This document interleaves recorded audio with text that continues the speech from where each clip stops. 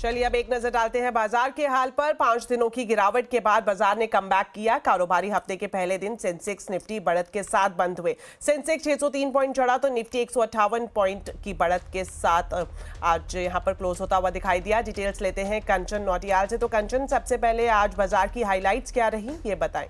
Ji, you rightly mention कि आज बाजार में जो पिछले हफ्ते की हमें गिरावट देखने को मिली थी, वापस से रिवाइवल आता हुआ दिखाई दिया है। निफ्टी की बात करी जाए तो यहाँ पे करीबन 160 पॉइंट्स की हमें तेजी देखने को मिली। At the same time Sensex में भी करीबन 600 पॉइंट्स का इजाफा रहा और बैंक निफ्टी में भी करीब 450 पॉइंट की एक बढ़त देखने को मिली। और सारे ही इंडाइसेस आज इस टाइम पे, मोस्टली इंडाइसेस जो है वो हरे निशान पे जाके बंद हुए। अगर हीट मैप की तरफ नजर डाली जाए तो सेंसेक्स के 30 शेयर्स में से आज 25 शेयर्स ऐसे थे जहां पे हमें अच्छी खासी खरीदारी आती हुई दिखाई दी।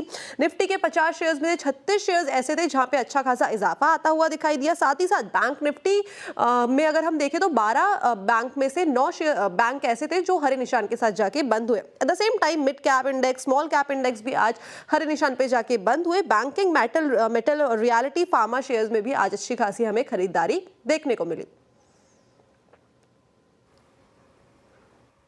साथ ही कंचन, आपसे ये भी जानना चाहेंगे कि आज किन शेयर्स में गिरावट और कहां तेजी दिखाई दी। ठीक है, सबसे पहले बात करते हैं निफ्टी के गेनर के साथ। सबसे पहला नाम आता है यहाँ पे श्रीराम फाइनेंस का, जहाँ पे हमें एक अच्छी खासी तेजी यानी कि 5% की तेजी देखने को मिली। Adani Enterprises at the same time 4% की मजबूती के साथ बंद हुआ। आईसीआईसीआई बैंक में भी 3% का इजाफा रहा और साथ ही साथ विप्रो में भी करीब 3% की एक अपसाइड आज के सत्र में हमें देखने को मिली। लूजिंग साइड में सबसे पहले नाम आता है कोल इंडिया का, यहाँ पे 5% का एक हमें दबाव देखने को मिला।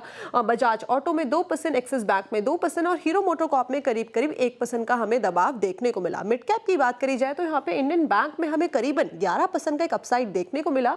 बंधन बैंक में भी करीब 10%। वोडाफोन आइडिया ने आज चमत्कार दिखाया और 7.5% की एक तेजी के साथ जाके बंद हुआ। पूनावाला फिनकॉर्प में भी करीबन 8% का एक अपसाइड आज के सत्र में देखने को मिला। लेकिन लूजिंग साइड की बात करी जाए तो टोरेंट फार्मा में करीबन 5% की कमजोरी रही।